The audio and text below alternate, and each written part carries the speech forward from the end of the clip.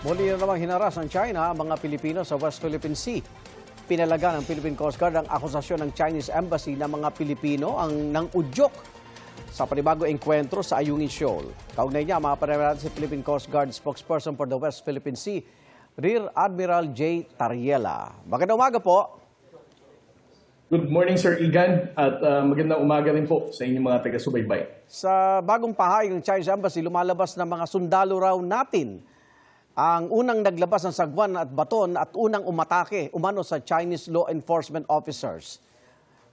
Ano po ang initial na impormasyon ninyo? Well, una-una sa lahat, Sir Igan, we need to understand na ang BRP Sierra Madre is a commissioned naval vessel. At ito ay nakalagak sa 105 nautical miles na exclusive economic zone natin.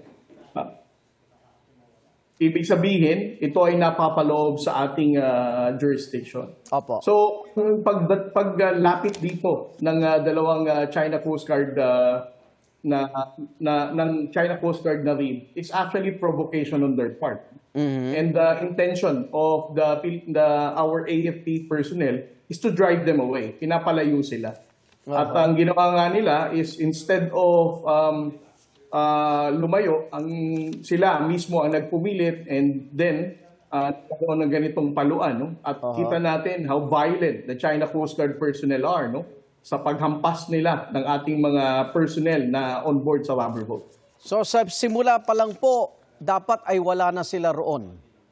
Yes.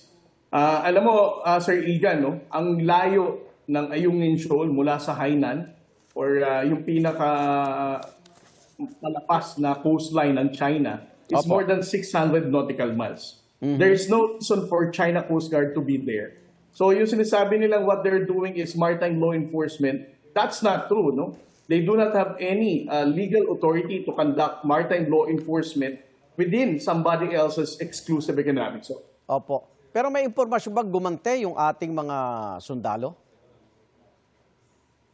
I'm sorry, Sir Igan? May impormasyon ba na gumante yung ating mga sundalo kung sila'y nasaktan o sinaktan?